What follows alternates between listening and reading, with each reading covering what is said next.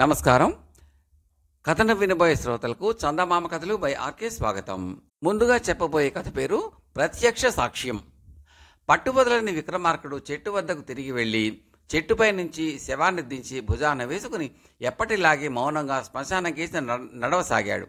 అప్పుడు శబంలోని బేతాళుడు, రాజా, మనిషి బుద్ధి నిలకడలేనిది. మంచి బుద్ధి క్షణంలో చెడిపోవచ్చు. అలాగే దుర్బుద్ధి కూడా ఏ కారణము లేకుండానే మంచిగా మారవచ్చు. అందుకు నిదర్శనంగా నీకు ప్రసూనుడి కథ చెప్తాను విను, శ్రమతెల్లిగుండా అంటూ ఇలా చెప్పసాగాడు. కౌశాంబీ నగరంలో ప్రసూనుడు ధనిక కుటుంబంలోనే పుట్టాడు. కానీ గ్రహచారం బాగోలేక అతని వ్యాపారం దెబ్బతిని అప్పుల పాలై అతను తన భార్యను బిడ్డలను కూడా పోషించుకోలేని స్థితికి వచ్చేశాడు. అదే నగరంలో ఉండే వర్తక ప్రముఖుడు దీపకుడు అనేవాడు ప్రసూనుడి స్థితికి జాలిపడి సాటివాడు అన్న సానుభూతితో అతన్ని తన ప్రధాన లేఖకుడుగా పెట్టుకుని పోషిస్తూ వచ్చాడు. ఇలా ఉండగా ఒకనాడు దీపకుడి ఇంట దొంగతనం జరిగింది. దీపకుడు తన సేవకుడిని ఒకడిని అనుమానించి వాడి చేత నిజం చెప్పించడానికి చావు దెబ్బలు కొట్టాడు. ఆ దెబ్బలకు వాడు అక్కడికక్కడే చచ్చిపోయాడు. తన నేరాన్ని కప్పిపుచ్చుకునేటందుకు దీపకుడు తన కింద పనిచేసే మైనాకుడు అనే వాడి మీద హత్యా నేరం మోపాడు. ఇదంతా జరిగినప్పుడు ప్రసూనుడు అక్కడే ఉన్నాడు. రాజభటులు వచ్చి మైనాకుడిని పట్టుకుపోయారు. అతన్ని ఖైదుల్లో ఉంచినప్పుడు తాను నిర్దోషినని ప్రత్యక్షంగా చూసిన ప్రసూనుడికి ఈ విషయం తెలుసునని అన్నాడు మైనాకుడు. తన భవిష్యత్తు ప్రసూనుడి సాక్ష్యం మీద ఆధారపడుతుందని దీపకుడు గ్రహించాడు. అతను ప్రసూనుడితో తాను నిర్దోషి అని సాక్ష్యం చెప్పే పక్షంలో అతనికి స్వతంత్రంగా వర్తకం చేసుకోవటానికి చాలినంత మూలధనం ఇస్తానని ఆశ పెట్టాడు. అందుకు ప్రసూనుడు వెంటనే అంగీకరించాడు. అయినా ప్రసూనుడి మీద ఎందుకో దీపకుడికి నమ్మకం కలగలేదు. అతడు ఒక సేవకుడిని ప్రసూనుడి ఇంటికి పంపి వాడి ద్వారా అతన్ని పరీక్ష చేయించాడు. ఆ నౌకరు ప్రసూనుడి వద్దకు వెళ్ళి, బాబు, తమరు మైనాకుడి మీద అబద్ధపు సాక్ష్యం చెబుతారా? అలా చేయటం పాపం కాదా? పాపం మైనాకుడికి మరణదండన పడితే అతని భార్యా పిల్లలు ఏమవుతారు అన్నాడు. పాపపుణ్యాల మాట నాకెందుకు? దీపకుడు నాకు యజమాని. యజమాని క్షేమం కోరటం నా ధర్మం.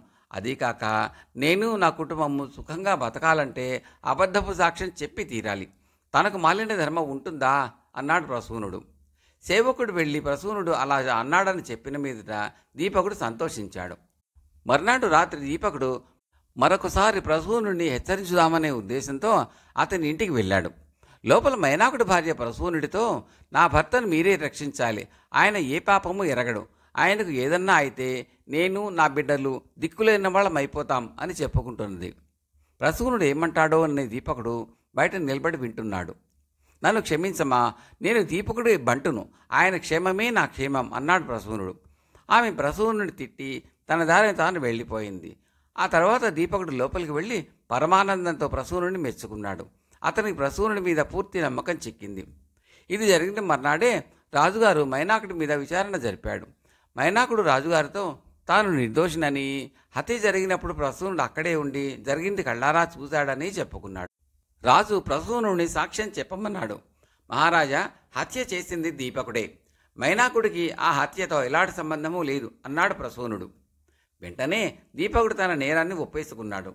అతనికి మరణదండన విధించి తాను మైనాకుడిని విడుదల చేశాడు రాజు.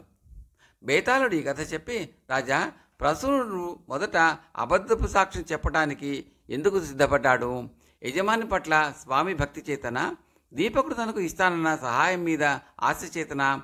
అలాంటి వాడు ఏ కారణమూ లేకుండా రాజు ఎదురుగా తన మనసును మార్చుకుని నిజం ఎందుకు చెప్పాడు? అతను నిజం చెప్పగానే దీపకుడు నేరం ఎందుకు ఒప్పేసుకున్నాడు? ఈ సందేహాలకు సమాధానాలు తెలిసి కూడా చెప్పకపోయావో నీ తల బద్దలవుతుంది అన్నాడు.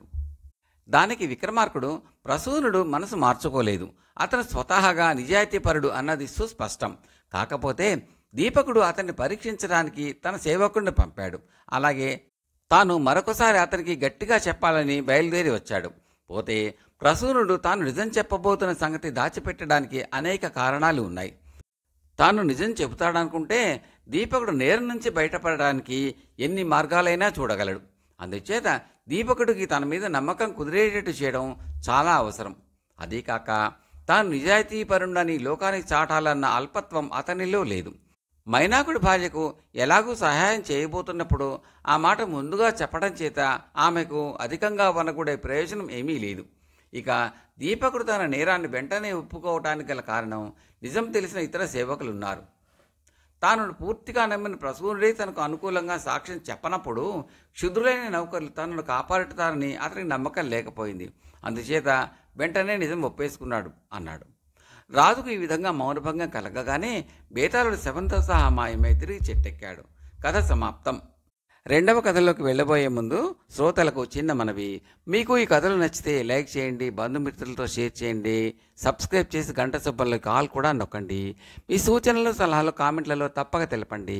చాలామంది చూస్తున్నారు కానీ లైక్ చేయడము కామెంట్లు పెట్టడం మర్చిపోతున్నారండి. దయచేసి ఇవి చేయండి. ఇది మాకు మరిన్ని కథలు పెట్టేందుకు ఎంతో ప్రోత్సాహాన్ని ఇస్తుందండి. Thank you very much. తరువాతి కథ బతకడానికి దారి. ఒక ఊర్లో జగపతి అనే ఒకరుండేవాడు. అతని పూర్వీకులు ఒకప్పుడు బాగా బతికారు. ఆ వాసన అతన్ని పూర్తిగా వదలలేదు. అతను తన పెళ్ళాం పిల్లల బాధ్యత ఏమీ పట్టించుకోకుండా ఉండేవాడు. అతను తెలిసిన వాళ్ళందరి దగ్గర అప్పులు చేసి కొంతకాలం నెట్టుకొచ్చాడు. ఆ తర్వాత ఆ అప్పులు మితిమీరిపోయి అవి తీరే దారి కనబడక అప్పులు వాళ్ళ కంటపడకుండా ఉండటానికి జగపతి చీకటితోనే ఇల్లు వదిలి అడవిలో రోజంతా తిరిగి చాలా చీకటి పట్టి ఇంటికి రాసాగాడు. ఈ లోపల అప్పుల వాళ్ళు వచ్చి జగపతి భార్యను నానా మాటలు అన్నీ వెళుతూ ఉండేవారు. చూసి చూసి చూసి ఆమె విసిగిపోయి, నీకేం మగమహారాజు, అడ్డమేర తిరుగుళ్ళు తిరిగి అర్ధరాత్రి ఇల్లు చేరతావు. అప్పుల వాళ్లకు సమాధానాలు చెప్పలేకనే చచ్చిపోతున్నాను. అందరూ రేపు తెల్లవారగానే వస్తారట, ఇంటి పట్టను ఉండు అన్నది. ఆ రాత్రి జగపతికి నిద్ర పట్టలేదు. రేపు అప్పుల వాళ్లకు ఏం చెప్పుకోవాలి, వాళ్ళ బాకీలు ఎలా తీర్చాలి, వాళ్ళంతా కలిసి తనను చితకబాస్తే తన పరువు ఏమవుతుంది, అందాక ఎందుకు అతనికి అప్పుల వాళ్ళ ముఖాలు చూసే ధైర్యం కూడా లేదు. తన మీద తనకే రోత పుట్టింది.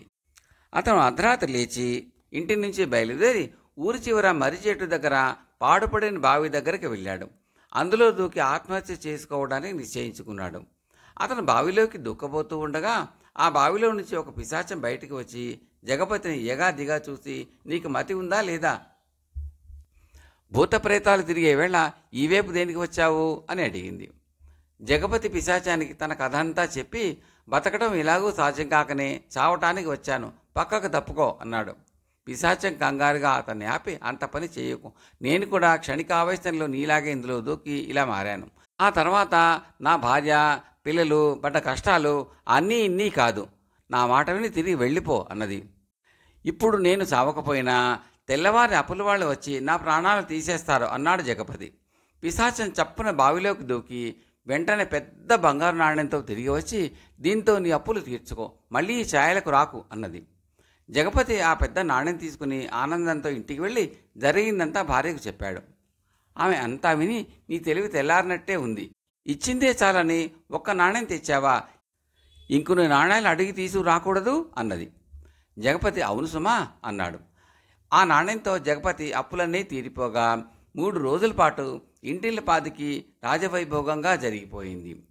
4వ రోజు జగపతితో అతని భార్య, ఈ రాత్రికి నువ్వు మళ్ళీ చావటానికి బావి దగ్గరకు వెళ్ళు అన్నది.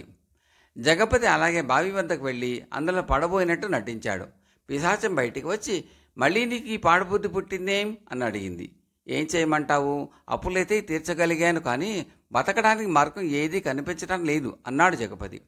పిశాచం మారు మాట్లాడకుండా బావిలోకి వెళ్ళి మరో బంగారు నాణ్యం తెచ్చిచ్చింది.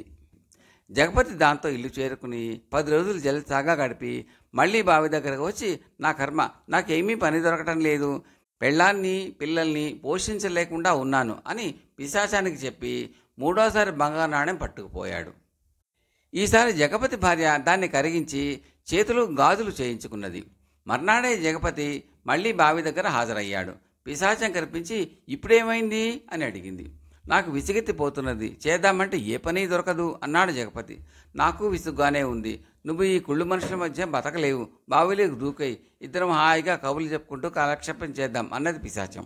జగపతికి పై ప్రాణాల పైనే పోయినట్టయింది. అతను కంగారుగా వెనక్కిపోయి, పని దొరుకుతుందేమో మరొకసారి చూస్తాను అంటూ ఇంటికేసి పరిగెత్తాడు. నేను సహాయం చేస్తున్నంత కాలము నీకు పని దొరకదు, ఇప్పుడు ఇక తప్పకుండా దొరుకుతుంది, బతకడానికి దారి కనిపించి తీరుతుంది అనుకున్నది పిశాచం. కథ సమాప్తం.